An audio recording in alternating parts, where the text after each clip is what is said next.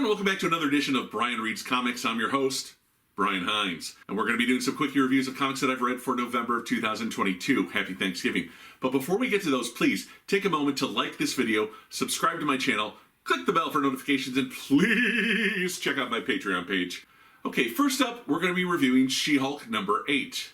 Now, the current She-Hulk book is written by Rainbow Rowell, who's just coming off a run on Runaways. You should pardon the alliteration. And Rainbow did what I thought was impossible. She got the Runaways. She understood them in a way no one has since Brian K. Vaughan left the title that he created. Every writer since Vaughan has tried to make the Runaways into a superhero team or turn them against one another. Rainbow Rowell has made them a family again with the mentality of them versus the world. So that book ended, and now Rainbow is writing about She-Hulk, the first book post Jennifer's return to form after being the larger, brutish Hulk in Jason Aaron's Avengers. Jennifer Walters is once again intelligent, conventionally attractive, and, you guessed it, a lawyer. Like with Runaways, Rowell is picking the best parts of She-Hulk's past to bring into this present book. For instance, she brings back several members of the superhuman law firm that she used to work with in Dan Slott's run on She-Hulk, which I still consider to be the best She-Hulk run to date. The main crux of Jennifer Walters' personal life is the return of Jack of Hearts, a former Avenger who nearly accidentally killed her during Avengers Disassembled, which was when Brian Bendis ended Avengers and started New Avengers, which I believe many would consider the start of the Joe Quesada Marvel Comics era. So Jack's been gone for a while. He comes back mysteriously. We don't know why he's alive again, but he's back, and slowly he and Jen have been developing feelings. So issue 8 takes a break from the rom-com territory and legal issues with characters like The Thing and Nightcrawler and even a few members of the Runaways. This issue does feature art by former Runaways artist Takeshi Miyazawa. We follow two characters that Jen previously interacted with. A married couple, Mark and April Brooks. Now, Mark is a very large man with a child's mentality but super strength, while April is extremely intelligent, but she has a tiny, frail, child-sized body and an overly large head. This issue covers their backstory. They were married scientists who thought they could crack the riddle of gamma radiation and turn themselves into superheroes. After all, they deserved it. Naturally, things go awry, and they target on She-Hulk as being the person who they can study and experiment on to correct their own mistakes. It's a fill-in issue, and while the art is decent, we spend the whole time following these two, I hesitate to call them villains, but they're definitely not heroes. It's not really a good barometer for whether or not you're going to like the current She-Hulk title. You should go back and read the previous 7 issues to get a feel for what this book is all about. Is this the best She-Hulk book ever? It's somewhere in the middle. It's not great. It's not terrible. It's good, but it might not be for you. I'm enjoying it, so I'm going to keep reading, but let's make it clear. This is not a superhero book. This is the day in the life of Jennifer Walters, who has a lot of friends with powers and happens to be a superhero sometimes. And darn if I don't find that to be a fun take on the normally formulaic superhero books that Marvel usually puts out. So again, I'm not going to recommend this book. I'm not going to not recommend this book. I think you should check it out for yourself. That said, this issue isn't the right one to do that. Go reread the previous 7 issues. Go reread the first issue and decide from there. You don't have to reread all 7. But if you do, tell them Brian Hines sent you. Next up is Stargirl, The Lost Children #1. Now, this is a sequel to the Stargirl Spring Break special, which I reviewed a few years ago on the May 2021 edition of What the H Are You Reading?, this show's former incarnation. And frankly, this book feels like it's put out to capitalize on the Stargirl TV series, which is just now wrapping up its 3-year run on the CW, so good timing, DC. Courtney Whitmore and Green Arrow's sister Emiko, the Red Arrow, are teaming up to find Wing, the lost sidekick of the original Crimson Avenger. This was all set up at the end of the Spring Break special. They were told Wing was alive, but when they got back to the present, there was a body in his grave, so most of the adult heroes aren't convinced. That said, Stargirl and Red Arrow are convinced he's out there somewhere. This issue opens with an early adventure of the Golden Age heroes TNT and Dynamite, M-I-T-E. However, after TNT's death, his sidekick retired. Now an old man, Dynamite is following a lead.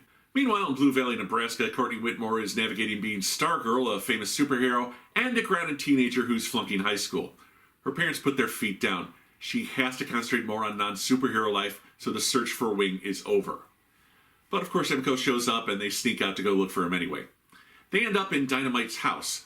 Red Arrow has learned that there were a whole bunch of teen sidekicks from the Golden Age who have gone missing. Dynamite had found out about them and was trying to track them down to an island in the Pacific.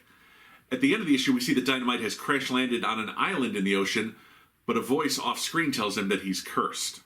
So this first issue is pretty much just setting up the miniseries, although I do feel like they could have spent more time recapping the Spring Break special.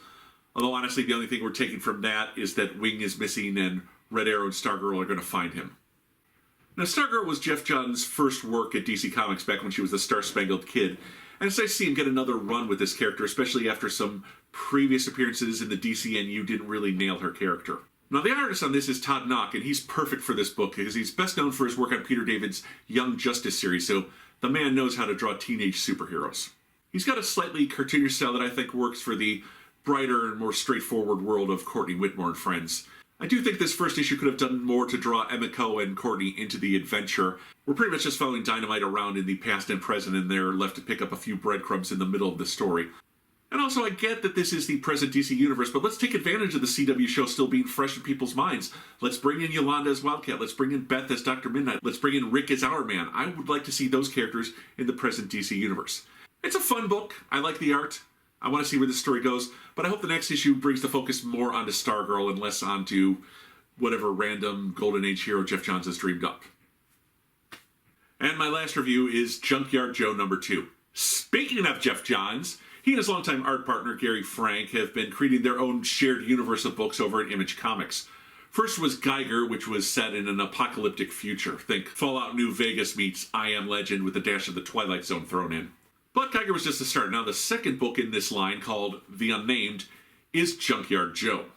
In the very first issue, we see a regiment of soldiers in Vietnam get a new soldier in their unit, Joe, a robot who won't speak. Well, at first they keep it at arm's length. One of the soldiers, Muddy, invites him into a poker game, and pretty soon the unit has embraced him as one of their own. Unfortunately, the unit is slowly whittled down through ambush, booby traps, and snipers. Eventually, only Muddy and Joe are left. Joe, or Unit Beta, defies orders and attacks the Viet Cong encampment, wiping everyone out and accidentally killing a child, after which it destroys its weapon and shuts down. We then cut to Richard Nixon, who's been watching this all through the cameras installed in Joe. He declares the experiment a failure and orders the withdrawal of Vietnam. We then jump into the present some 50 years later. Muddy is now an old man, retiring from his comic strip Junkyard Joe, about a bunch of GIs in basic training who are paired with a perfect robot soldier. On the day his final strip is published, he meets his new neighbors moving in, a man with 3 daughters, and that night, Junkyard Joe once again shows up on his doorstep. Still unable to talk, but showing that it's still his friend. Later that day, a gas station owner who saw Joe is giving his report to a pair of police officers when the cops are shot. Several men in armor that looks just like Junkyard Joe want to know where he went. Now, with these Image Comics, Jeff and Gary are cutting loose. Geiger was about a man who loved his family and was doing everything he could to protect them, even at the cost of his own life. Junkyard Joe seems more about friendship and the bond between soldiers. Joe can't talk, can't really express himself. Still, the first issue shows he bonds with his human companions. The second issue shows he's able to at least portray grief and sympathy with the simple action of taking off his hat after learning Muddy's wife died. The book is very graphic, lots of violence. And these first 2 issues set up a lot of mysteries. What was the project that created Joe? Where has he been for the last 50 years? Why did he seek Muddy out? Who are the men in the Joe armor? And what part will this new family that moved in across the street play? Because we spent a lot of time focusing on the middle daughter, herself an artist who seems interested in Muddy after she learns he's a cartoonist. This is easily the most exciting and engaging of the 3 books I've reviewed today. Jeff is one of my favorite writers, and while Stargirl was good, Junkyard Joe feels adult and high stakes. It grabs you from the first issue and doesn't let go. I'd recommend checking it out if you don't mind the graphic violence being portrayed. Okay, my friends, thank you for joining me again. Like this video, subscribe to my channel, check out my Patreon page, click the bell for notifications. I'll see you back here next month for December 2022, the final month of 2022. I didn't need to tell you that, but I did anyway. Until then, this is Brian Reads Comics, and I'm your host, Brian Hines.